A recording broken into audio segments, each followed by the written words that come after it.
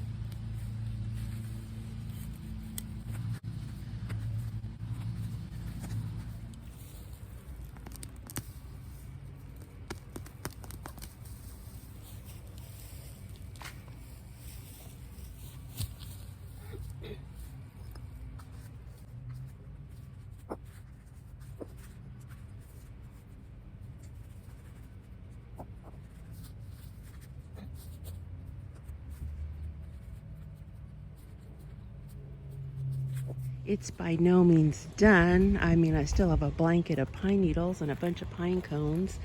But look, I've gotten all the bricks in place. They need to be hosed down. But look at this.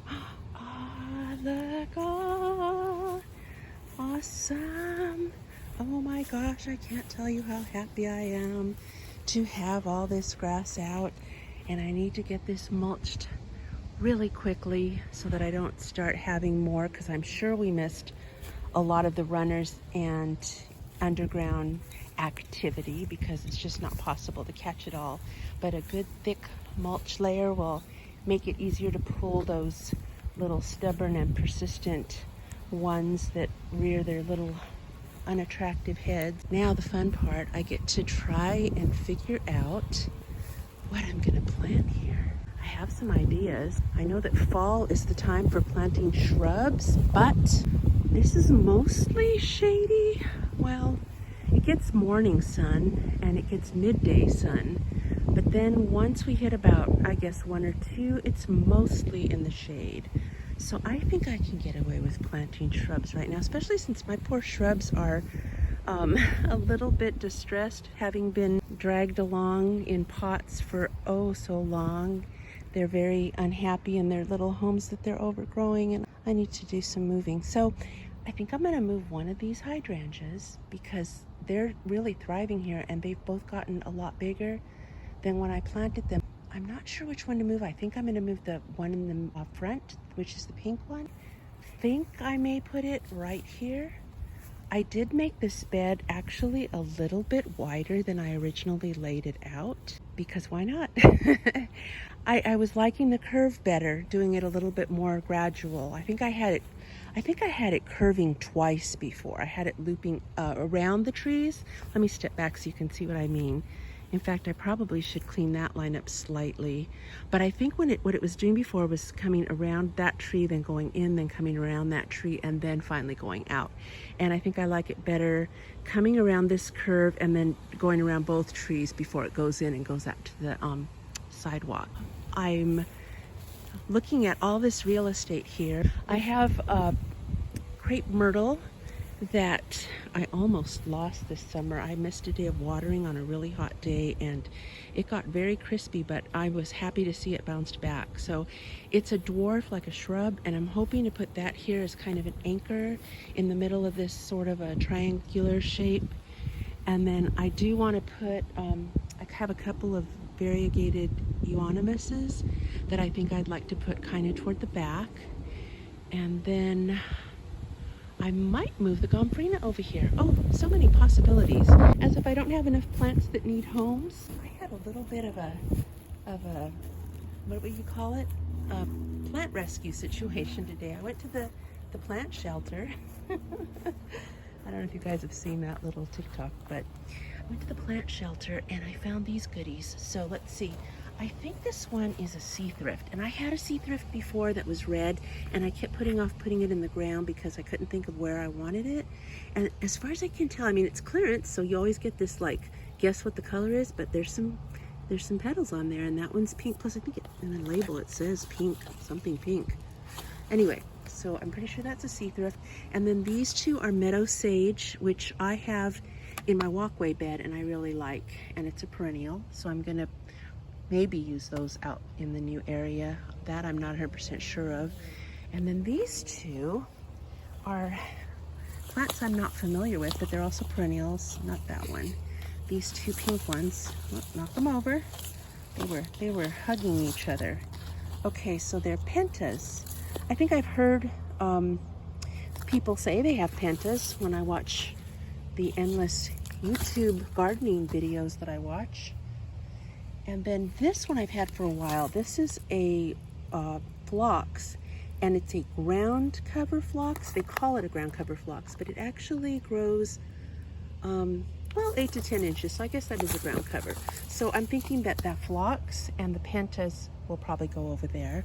I'm not sure about the Wheeler's dwarf. That may go in the back. And then I had these heathers. I had 3 of them, but look how crunchy that is. But this one was the only one that was sort of alive.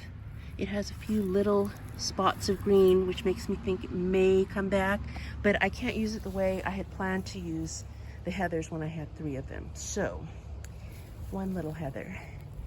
I'm not going to use my perennial flax in the new area. That's destined for the entry path. And then this is an Indian hawthorn. I'm not sure where I'm going to put that. Those get kind of big. That one I'm gonna have to think on, but I may move the gomphrena, and that'd be nice in that area that I'm going to be filling. Wait, who's this? Who's this hiding in the plant hall? Hey, kitty. You are the nosiest little cat. You might have noticed all the debris as I walked back and forth. This is everything that I pulled out today. I may pay for this tomorrow. And we've already filled our green can 2/3 of the way with the stuff we pulled out earlier in the week. So there's no way we're going to be able to fit all of this. But thank goodness for kind neighbors, because my southern neighbor, who's a sweetie, is saying that I can go ahead and put some of the excess debris into her green barrel after her gardener comes early next week. This will sit out here for a couple of days. I think it looks better in its ugly state than the pine curve looked with this debris still growing.